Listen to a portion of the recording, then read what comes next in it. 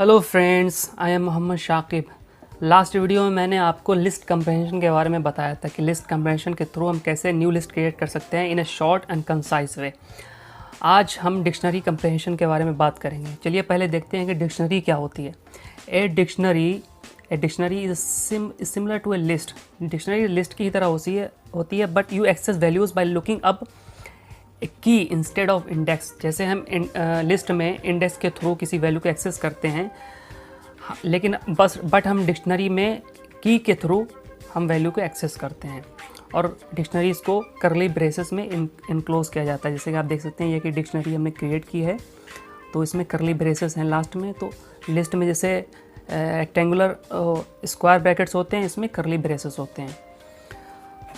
Dictionary में क्या होता है कि ये कीज़ हैं आपकी, जैसे कि आप देख सकते हैं दिल्ली है, लखनऊ है, ये रेजिडेंट्स दिए हुए हैं और उनके सामने उनके पिन कोड्स दिए हुए हैं।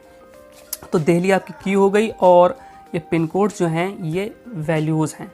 तो डिक्शनरी एक की और वैल्यू पेयर का एक डेटा स्ट्रक्चर होता है, तो that is called a dictionary.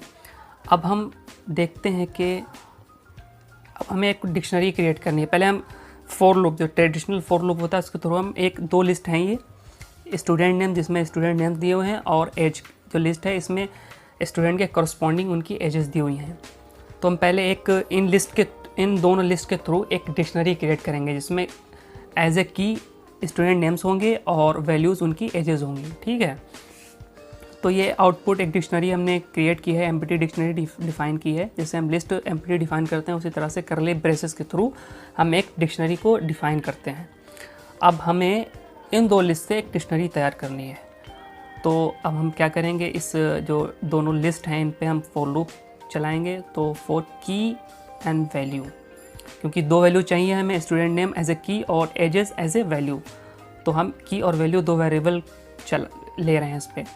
जब हमें दो लिस्ट पे फॉर लूप चलाना होता है तो हम जिप का इस्तेमाल करते हैं, जिप फंक्शन। यहाँ पे जिप फंक्शन आप देख सकते हैं, स्टूडेंट नेम्स लिस्ट पे और एज पे हमने फॉर लूप चला दिया है। अब हम आउटपुट डिक्शनरी में न्यू वैल्यूज़ को फीड कर रहे हैं। इस तरह से फीड करा जाता है आउटपुट डिक्शनरी, फिर की देना पड़ती है, क्या की है और इज इक्वल टू उसकी वैल्यू। इस तरह से हम न्यू डिक्शनरी क्रिएट कर लेते हैं। इसको रन करके देखते हैं, देखिए क्या वैल्यू मिलती है। That's it. जैसे कि आप देख सकते हैं कि यहाँ पे अजय, फैज़ान ये स्टूडेंट नेम्स हैं और उनकी करस्पॉन्डिंग उनकी एजेस यहाँ पर आ गई हैं। तो ये एक डिक्शनरी क्रिएट हो गई है। दो लिस्ट के थ्रू हमने एक डिक्शनरी क्रिएट कर दी है। लेकिन इसके लिए आपने देखा जैसे कि यहाँ पर 3 लाइन्स ऑफ कोड है, 3 लाइन में कोडिंग करना पड़ी, तो इससे आपका कोड थोड़ा कॉम्प्लेक्स हो रहा है।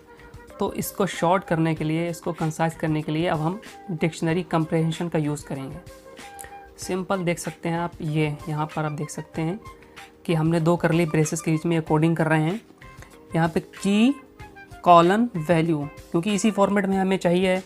की क्या चाहिए हमें, नेम चाहिए स्टूडेंट्स के नेम, जैसे यहाँ पे देखा आपने ये नेम्स हैं, और कॉलन लगा के सामने उसकी वैल्यू चाहिए। जिस फॉर्मेट में आपको चाहिए वो फॉर्मेट आपको यहाँ पर रखना होगा। फॉर एग्जांपल अगर आपको वैल्यू पहले चाहिए है और की बाद में चाहिए तो आपको पहले यहाँ पर वैल्यू कर दें और यहाँ पर आप की कर दें, तो उस हिसाब से पहले एज आ जाएगी, बाद में उसके नेम्स आ जाएंगे। सिंपल। फिर फॉर लूप सिंपल, जैसे आपने ऊपर अभी चलाया था, यहाँ पर जैसे आपने यहाँ पर फॉर लूप चलाया था, सिंपल आप वैसे ही फॉर लूप चला देंगे। That's it. करली ब्रेसेस में इनक्लोज कर दीजिए। इस पूरे रिज़ल्ट को एक वेरिएबल में सेव कर देंगे यहाँ पर हम, और फिर इसको प्रिंट करा देंगे। रन करा के देखते हैं। ठीक है, देखिए आप, सेम वही आ गया यहाँ पर।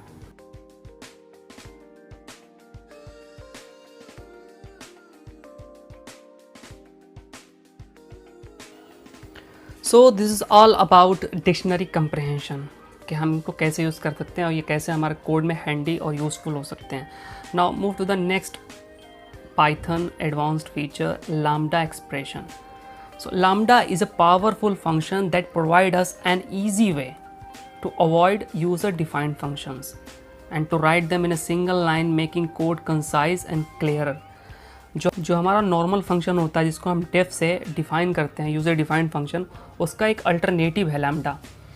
तो इसको थ्रू हम जो है कोड को कंसाइज कर सकते हैं, क्लियर कर सकते हैं। It is also called anonymous function, क्योंकि इसका कोई नेम नहीं होता। जिस तरह से आप डेफ के थ्रू एक फंक्शन को डिफाइन करते हैं, उसका एक नेम देते हैं, जैसे यहाँ पर मल्टीप्लिकेशन ये एक फंक्शन का नेम है, लेकिन लैम्डा में आप सिर्फ लैम्डा कीवर्ड देंगे, कोई फंक्शन नेम नहीं देंगे। तो डेफ जो नॉर्मल फंक्शन होता है उसको डेफ के थ्रू डिफाइन करते हैं, और लैम्डा को हम लैम्डा कीवर्ड के थ्रू डिफाइन करते हैं।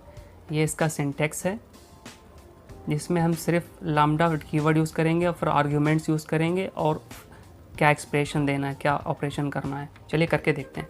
पहले हम एक नॉर्मल फंक्शन बनाएंगे। यहाँ पर हमने डेफ के थ्रू एक मल्टीप्लिकेशन का एक फंक्शन बनाया है, मल्टीप्लिकेशन नेम का, जिसमें एक्स वाई पैरामीटर्स हैं, और हम इन दोनों पैरामीटर्स का जो मल्टीप्लिकेशन है उसकी वैल्यू को रिटर्न कर रहे हैं एज ए रिज़ल्ट। फिर हम इसको प्रिंट करा के देखते हैं। यहाँ पर simple 5 into 4 is equal to 20।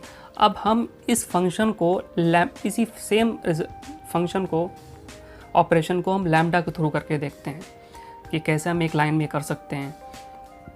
ये लैम्डा है, मैंने बताया था अभी लैम्डा है। फिर यहाँ पर हम आर्गूमेंट्स देंगे, जो आर्गूमेंट्स होंगे, जैसे यहाँ पर हमने आर्गूमेंट्स दिए थे पैरामीटर्स, सेम यहाँ पर हम आर्गूमेंट्स देंगे कॉलन। फिर जो ऑपरेशन करना है इन आर्गूमेंट्स पे, वो यहाँ पर हम एक्सप्रेशन देंगे।